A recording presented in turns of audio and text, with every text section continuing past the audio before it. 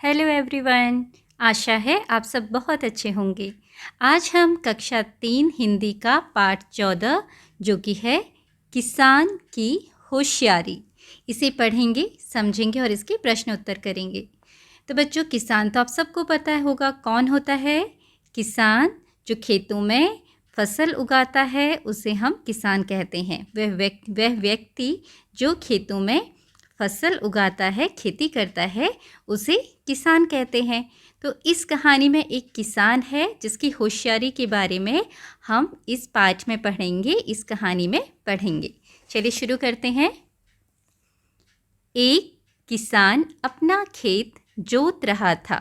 ठीक है। अचानक कहीं से एक भालू आ गया। भालू किसान को मारने झपटा। किसान ने कहा, मुझे क्यों मारते हो? उपज होने दो, जो कहोगे वही खिलाऊंगा। तो यहाँ पर क्या हो रहा है, किसान है अपने खेतों को जोत रहा है। जोतना मतलब हल लगाना। हल से अपने खेतों को ठीक करता है, मिट्टी को ठीक करता है और उसमें बीज बोता है। और जब बीज में फिर हम उसमें पानी डालते हैं, धूप मिलती है, फिर वो पौधे बनते हैं, फिर फसल पैदा होती है उसमें। तो जब वो हल जोत रहा था, खेत को जोत रहा था, तो क्या हुआ, हल से खेतों को जोत रहा था, उसी समय कहीं से अचानक एक भालू वहाँ पर आ गया। अब भालू ने किसान को मारने झपटा। जो भालू है वो किसान को मारने के लिए झपटा। तो किसान ने बोला कि मुझे क्यों मारते हो? जब यहाँ पर मैं फसल लगाऊंगा वो पूरी हो जाएगी, उपज हो जाएगी, उपज होने दो। उपज मतलब जो भी फसल पैदा होगी वही मैं तुम्हें खिलाऊंगा, तुम मुझे मत मारो। ठीक है। तो भालू जब किसान पर झपटा, किसान ने भालू को बोला, तुम मुझे मत मारो, जो भी फसल पैदा होगी, उपज होगी, मैं उसे तुम्हें खिलाऊंगा। ठीक है। उसके बाद क्या हुआ, भालू ने कहा, अब भालू बोलता है, भूमि के ऊपर की उपज मेरी और नीचे की तुम्हारी रहेगी। अब भालू ने किसान को बोला, भूमि के ऊपर, भूमि मतलब होता है ज़मीन, ज़मीन के ऊपर जो भी चीज़ उगेगी उस फसल में, उसे मैं लूँगा, वो मेरी होगी। और नीचे, ज़मीन के नीचे जो भी होगा वो तुम्हारा होगा। अब भालू को लग रहा है कि ज़मीन के नीचे तो पेड़ पौधों की जड़ ही होती है ना। तो वो क्या सोच रहा है कि इस किसान को जड़ ही जड़ मिलेगी और ऊपर जो भी उगेगा वो मैं ले लूँगा। आगे क्या होता है, किसान ने आलू बो दिए। अब किसान ने खेतों में क्या बोया, आलू। बच्चों, आपको पता है आलू ज़मीन के नीचे पैदा होता है। उसकी फसल जो है ज़मीन के नीचे लगती है, मिट्टी के अंदर, ऊपर में नहीं होती है। ऊपर में केवल उसका जो पौधा होता है वो ऊपर की तरफ बढ़ता है, लेकिन जो पौधा होता है उसकी जड़ में आलू लगता है। तो ज़मीन के नीचे आलू होता है। अब उपज हुई तो भालू को पत्ते खाने को मिले। भालू चिढ़कर रह गया। अब जब फसल हुई, आलू उगा, तो क्या हुआ, ज़मीन के ऊपर केवल पत्ते पत्ते आए आलू के, और आलू कहाँ था, ज़मीन के नीचे। तो ज़मीन के नीचे की फसल तो किसान की थी, जैसा भालू ने बोला। भालू ने खुद कहा था कि जो भी ज़मीन के ऊपर होगा, भूमि के ऊपर, वो मैं लूँगा और नीचे वाला तुम लोगे। तो ज़मीन के ऊपर क्या हुआ, पत्ते। तो देखो, भालू को केवल पत्ते मिले खाने को, और आलू कौन लेके चला गया, किसान। ठीक है। आगे क्या होता है, और इस बात से जो भालू है ना वो बहुत चिढ़ गया। अब आगे अगली बार भालू ने कहा, देखो इस बार भूमि के नीचे की उपज मेरी और ऊपर की तुम्हारी। अब भालू सोच रहा है, मैं यहाँ पर थोड़ी चालाकी करता हूँ। भालू ने सोचा कि जैसे इस बार किसान ने ज़मीन के नीचे आलू लगाए, क्या पता अगली बार भी आलू लगाए, या आलू जैसी कोई चीज़ लगाए जो ज़मीन के नीचे होती है। तो भालू ने कहा कि अगली बार जो भी चीज़ होगी ज़मीन के नीचे वाली, वो मैं लूँगा। भूमि के नीचे मतलब ज़मीन के नीचे की जो उपज होगी, फसल होगी, वो मैं लूँगा, और ऊपर में जो भी होगा ज़मीन के, वो तुम लोगे। फिर किसान ने क्या किया इस बार किसान ने गेहूँ बो दिए। ठीक है। देखो, किसान ने खेतों में गेहूँ के बीज बो दिए। और गेहूँ बोने के बाद क्या हुआ, जब उपज हुई तो किसान को मिले चमकीले गेहूँ, भालू को मिली केवल जड़ें। भालू खींच कर रह गया।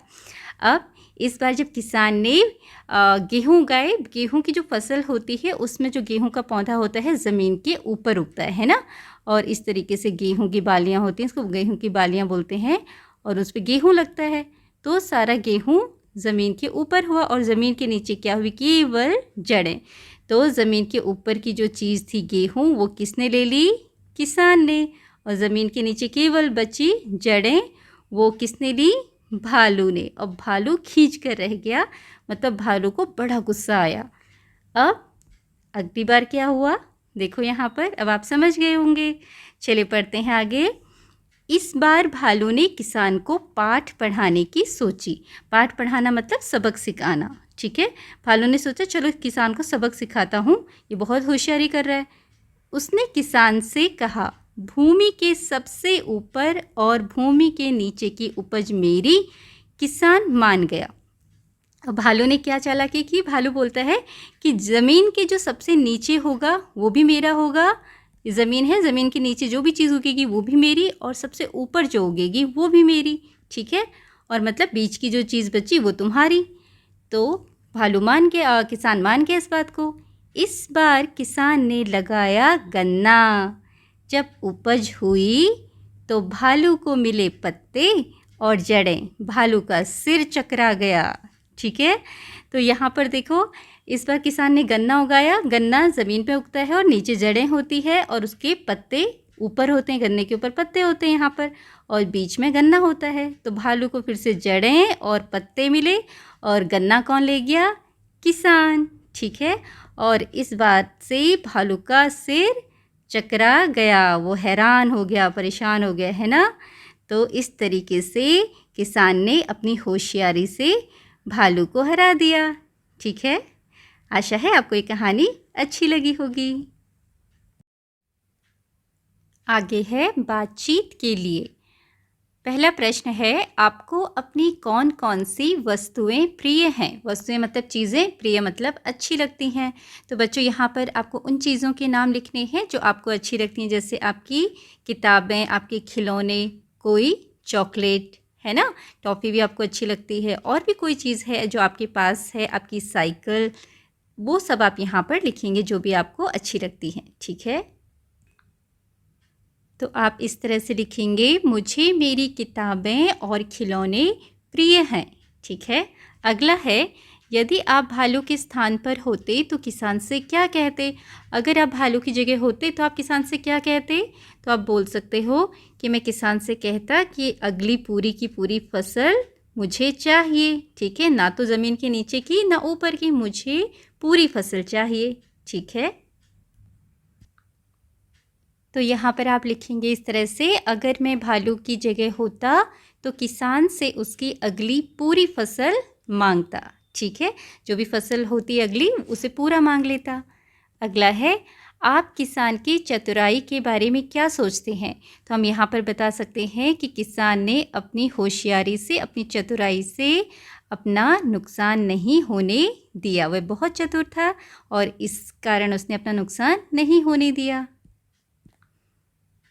तो आप इस तरह लिखेंगे, किसान बहुत चतुर था, उसने अपनी चतुराई से अपना नुकसान नहीं होने दिया, ठीक है। आगे है, सोचिए और लिखिए, ठीक है। पहला प्रश्न है, किसान ने भालू से बचने के लिए उससे क्या कहा? तो किसान ने कहा था कि नाराज़ क्यों होते हो, मुझे मारते क्यों हो, अगली जो भी फसल होगी वो मैं तुम्हारे लिए दूंगा, तुम्हें खाने के लिए दूंगा, ठीक है। तो ये उत्तर आप जो भी क्या पुस्तक में लिखा हुआ है वो यहाँ पर आप लिखेंगे। ये आपका उत्तर है, किसान ने कहा मुझे क्यों मारते हो, उपज होने दो, जो कहोगे वही खिलाऊंगा, ठीक है। दूसरा प्रश्न है, भालू ने दूसरी बार नीचे की उपज क्यों मांगी? भालू ने क्यों कहा उसके अगली बार कि मुझे नीचे वाली चीज़ चाहिए? क्योंकि भालू को लगा अगली बार भी किसान आलू ही बोएगा, तो इसलिए उसने ज़मीन के नीचे की चीज़ मांगी, ठीक है। तो यहाँ आप उत्तर लिखेंगे, भालू ने दूसरी बार नीचे की उपज इसलिए मांगी क्योंकि उसे लगा इस बार भी किसान आलू ही बोएगा, ठीक है। अगला प्रश्न है, अंत में किसान ने बुद्धिमत्ता कैसे दिखाई? बुद्धिमत्ता मतलब होशियारी। क्या क्या किसान ने अंत में? किसान ने गन्ना उगाया और इस तरह से उसने अपनी बुद्धिमत्ता दिखाई। तो आप उत्तर लिखेंगे, अंत में किसान ने गन्ना लगाकर अपनी बुद्धिमत्ता दिखाई। चौथा प्रश्न है, आप किसान के स्थान पर होते तो क्या करते? अगर आप किसान की जगह होते तो क्या करते? आप भी होशियारी से काम लेते ना? तो यही उत्तर आप लिखेंगे, अगर मैं किसान की जगह होता तो किसान की तरह ही चतुराई से काम लेता। ठीक है, इस तरह से आप अपने प्रश्नों के उत्तर लिखेंगे। आगे है भाषा की बात। उचित विराम चिन्ह दिए गए खानों में लिखिए। तो बच्चों यहाँ पर वाक्य दिए हैं, वाक्यों को पढ़कर समझकर आपको सही विराम चिन्ह लगाने हैं। तो देखो यहाँ पर क्या लिखा है, भालू किसान पर झपटा, ये एक वाक्य है। तो वाक्य के बाद पूरा होने पर वाक्य क्या लगाते हैं, पूर्ण विराम। एक पूर्ण विराम सीधी लाइन होती है, ठीक है। तो यहाँ पर पूर्ण विराम लगेगा इस जगह पर, ठीक है। तो लेकिन यहाँ पर बोला है खानों में लिखिए, तो हम इसे इस खाने में लिखेंगे पूर्ण विराम, ठीक है। आप यहाँ पर भी बना सकते हो, कोई दिक्कत नहीं है। दूसरा है ख, मुझे क्यों मारते हो। ये प्रश्न पूछा है, क्यों, है ना। तो जब हम कोई प्रश्न पूछते हैं तो प्रश्नवाचक चिन्ह लगाते हैं। प्रश्नवाचक चिन्ह कैसा होता है, इस तरह से, ठीक है। तो मुझे क्यों मारते हो, ये प्रश्न पूछा है, तो हम यहाँ पर प्रश्नवाचक चिन्ह लगाएंगे। ग, उपज आई तो भालू को पत्ते खाने को मिले। ये एक वाक्य है, साधारण वाक्य, इसमें कोई प्रश्न नहीं पूछा गया। तो वाक्य के बाद हम लगाएंगे पूर्ण विराम, ठीक है, यहाँ पर पूर्ण विराम। अगला, हम यह काम कैसे करेंगे। कैसे प्रश्न पूछ रहे हैं यहाँ पर, हम यह काम कैसे करेंगे। तो प्रश्न के लिए प्रश्नवाचक चिन्ह, ठीक है। इस वाक्य के बाद प्रश्नवाचक चिन्ह होना चाहिए। अगला है, किसान को मिले चमकीले गेहूँ। ये भी एक वाक्य है, तो यहाँ पर भी पूर्ण विराम, ठीक है। इस तरीके से आप पूर्ण विराम लगाएंगे, ठीक है। चलिए आगे बढ़ते हैं। आगे है, दिए गए मुहावरों के अर्थ लिखकर उनका वाक्यों में प्रयोग कीजिए। तो बच्चों यहाँ पर दो मुहावरे हैं, पहले हमने इसका अर्थ लिखना है और फिर वाक्य में प्रयोग करना है। तो सबसे पहला है पाठ पढ़ाना, किसी को कुछ सिखाना। तो आप ये लिख सकते हैं यहाँ पर, कुछ सिखाना, ठीक है। इस कहानी के हिसाब से भी आप लिख सकते हो कि भालू ने किसान को पाठ पढ़ाना चाहा पर वह हार गया, ठीक है। तो इस तरह से आप लिखेंगे, भालू ने किसान को पाठ पढ़ाना चाहा पर वह हार गया। अगला है सिर चकराना। सिर चकराना मतलब कुछ समझ में ना आना, कुछ समझ ना आना। आप इसको लिखेंगे, कुछ समझ न आना, ठीक है। कोई बात समझ में न आना, अचानक कुछ ऐसा होना कि हमें कुछ समझ नहीं आता, क्या करें। तो आप लिख सकते हो, बगीचे में सांप को देखकर मोहन का सिर चकरा गया, ठीक है। तो इस तरह से आप लिखेंगे, बगीचे में सांप को देखकर मोहन का सिर चकरा गया। आगे है कहानी से आगे। पहला, यदि भालू आगे भी हार न मानता तो किसान क्या करता, कल्पना करके बताइए। तो बच्चों यहाँ पर पूछा गया है कि अगर भालू अभी भी हार नहीं मानता तो किसान क्या करता। किसान तो बहुत ही चतुर था, ठीक है। तो वो अपनी चतुराई से कोई ना कोई रास्ता निकालता, लेकिन वो भी हार नहीं मानता और वो भालू को सबक सिखाने के लिए कोई ना कोई उपाय ज़रूर सोचता। हम इस तरह से लिखेंगे, अगर भालू हार नहीं मानता तो किसान भी अपनी चतुराई से उसको सबक सिखाने के लिए कोई उपाय सोचता। अगला है, आपके अनुसार उपज पर अधिकार किसान का होना चाहिए था या भालू का। तो बताइए किसका अधिकार होना चाहिए था फसल पर, किसान का, क्योंकि मेहनत तो किसान ने की है उस फसल को उगाने के लिए, है ना। तो यही आप लिखेंगे कि उपज पर अधिकार किसान का होना चाहिए क्योंकि किसान ने ही उस फसल को उगाया है, ठीक है। तो आप इस तरह से उत्तर लिख सकते हैं, उपज पर अधिकार किसान का होना चाहिए क्योंकि किसान ने ही फसल को उगाया है। ठीक है, आगे है, चित्रों को पहचानिए और उनके नाम वर्ग पहेली में से ढूंढकर नीचे लिखिए। तो बच्चों यहाँ पर आपने इन चित्रों को देखकर इनके नाम पहले यहाँ पर गोला लगाना है, नाम ढूंढने और फिर नीचे लिखना है। ठीक है, तो सबसे पहले देखो यहाँ पर हम चित्र में देखते हैं क्या है, आम। तो आपने ढूंढना है आम कहाँ पर है, ये है आम। ठीक है, उसके बाद शेर, शेर कहाँ है, ये शेर। उसके बाद केला, ये केला है तो यहाँ पर केला। ठीक है, ये कौन है, बंदर। अब आप ढूंढिए बंदर कहाँ पर है, बंदर, बंदर। उसके बाद है घोड़ा, ये है घोड़ा। ये कौन है, खरगोश, खरगोश, खरगोश। ये क्या है, खीरा, खाने की चीज़ है तो यहाँ पर लिखा आपका खीरा। आगे है मछली। अब बताओ मछली कहाँ पर है, ढूंढो। मछली आपने ढूंढनी है, म, ये रहा म, यहाँ से मछली, मछली।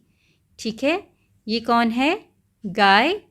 तो यहाँ पर आपने ढूंढना है गाय।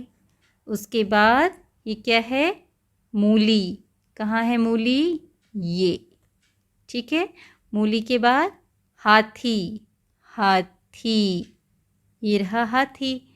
अब बचा हिरन, हिरन कहाँ पर है, ढूंढिए, हिरन, हिरन, हिरन। ठीक है, इस तरीके से सारे हो गए। ठीक, अब इनके नाम आपने नीचे लिखना है। पहला लिखा हुआ है घोड़ा, बाकी नाम आप खुद लिखेंगे। तो इस तरह से हमने सारे शब्द लिख दिए हैं, सभी के नाम लिख दिए हैं। घोड़ा पहले से लिखा है, बाकी आम, शेर, केला, बंदर, खरगोश, खीरा, मछली, गाय, मूली, हाथी, हिरन। ठीक है, इस तरीके से आप इसको पूरा करेंगे। आगे है आनंद के लिए, किसको क्या खाना अच्छा लगता है पहचानिए। तो आप देखिए गाय है, सबसे पहले गाय को क्या खाना अच्छा लगता है, यहाँ पढ़िए क्या क्या है, शहद, फल, हरी मिर्च, मीठे फल, हरी घास, भूसी, दूध, मलाई, पौष्टिक और संतुलित भोजन। तो इसमें से गाय क्या खाएगी, हरी घास और भूसी। ठीक है, उसके बाद भालू, भालू क्या खाता है, शहद और फल। उसके बाद तोता, तोता को क्या पसंद होता है, हरी मिर्च, मीठे फल। और बिल्ली क्या खाएगी, क्या पिएगी, दूध, मलाई। ठीक है, दूध पिएगी और मलाई खाएगी। और ये बच्ची है, इसको क्या पसंद होगा, पौष्टिक और संतुलित भोजन। ठीक है, इस तरीके से हम सभी को मिला देंगे। आगे है, आपके घर में जितने भी साग आते हैं, साग मतलब सब्जियां, उन्हें वर्गीकृत कीजिए। वर्गीकृत मतलब कैटेगरी बनानी है आपने, किस तरह के साग है। जैसे कि भूमि के नीचे पैदा होने वाले, भूमि मतलब ज़मीन, ज़मीन के नीचे क्या क्या पैदा होता है बताओ, आलू, ठीक है, मूली और गाजर। ठीक है, इस तरीके से जो ज़मीन के नीचे पैदा होते हैं उनको आपने यहाँ पर लिखना है। उसके बाद पत्ते के रूप में खाए जाने वाले, जिसके हम पत्ते खाते हैं, किस किस चीज़ के पत्ते खाते हैं हम बताइए, पालक, पालक के हम पत्ते खाते हैं सब्जी के रूप में, मेथी। ठीक है, इनके हम पत्ते खाते हैं, और भी नाम आप लिख सकते हैं यहाँ पर। आगे है फल के रूप में उगने वाले, जिसके हम फल खाते हैं, मतलब सब्जी है वो लेकिन फल के रूप में है, वो ऐसी कौन सी सब्जी है वो आपने बताना है। तो आप यहाँ पर लिख सकते हैं जैसे बैगन, करेला। ठीक है, ये फल हैं उनके, लौकी, इस तरीके से। ठीक है, फली के रूप में खाए जाने वाले, किसके हम फली खाते हैं, सेम, सेम फली होती है, सेम की हम फली खाते हैं। फिर आप लिख सकते हैं लोबिया, ये भी फली है, लोबिया, ठीक है। सहजन, ये भी फली है। तो इस तरीके से आप अलग अलग तरह के सब्जियों के नाम लिखेंगे। आगे है कुछ नया करें। कल्पना कीजिए कि कहानी वाला भालू आपके स्कूल में आया है, ठीक है। आपसे बोला है कि आप कल्पना कीजिए कि जो भालू है कहानी वाला वो आपके स्कूल में आया है।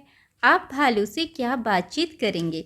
तो आप भालू से क्या बोलोगे, ठीक है, वो यहाँ पर लिखना है। और फिर भालू आपसे क्या बोलेगा, तो यहाँ पर कुछ पंक्तियाँ आपने लिखनी हैं। तो आप यहाँ पर इस तरह से लिख सकते हैं। आपके लिए उदाहरण दिया है, जैसे ये बच्चे भालू को देखकर पहले तो आश्चर्यचकित हुए कि भालू यहाँ कैसे आए, तो वो क्या बोलेंगे, अरे भालू जी आप कैसे हैं, ठीक है। अरे मतलब भालू को देखकर वो नहीं आश्चर्य तो बोलेंगे अरे भालू जी, ये तो भालू जी हैं, आप कैसे हैं, तो भालू क्या बोलेगा, मैं ठीक हूँ। फिर आप पूछेंगे आज यहाँ कैसे आना हुआ, आज कैसे आए आप यहाँ, तो भालू बोलेगा आज मैं आपका स्कूल देखने आया हूँ। तब आप बोलोगे अच्छा, तो आइए हम आपको अपना स्कूल दिखाते हैं, ठीक है। तो ये उदाहरण के लिए है, आप अपने वाक्य भी बना सकते हैं। यहाँ पर वो आप सोचकर लिखेंगे कि आपको क्या लिखना है। चलिए आगे है मेरी चित्रकारी। भालू का एक सुंदर चित्र बनाकर उसमें मन चाहे रंग भरिए। तो बच्चों यहाँ पर आपने भालू का चित्र बनाना है और उसमें रंग भरना है, ठीक है। आगे है झटपट कहिए। अब यहाँ पर कुछ शब्द दिए हैं, शब्दों को जोड़कर वाक्य बनाए हैं, उनको आपने जल्दी से बोलना है। चलो कोशिश करें। ऊँट ऊंचा ऊंचा ऊँट, ऊंची ऊँट की पीठ, पीठ ऊंची पूँछ भी ऊंची, ऊंची पूँछ ऊंचा ऊँट, ठीक है। आप और जल्दी भी इसको बोल सकते हैं। तो इस तरह से हमारा ये पाठ पूरा होता है। आशा है आपको इसमें जो भी बताया गया है सब अच्छी तरह से समझ में आया होगा।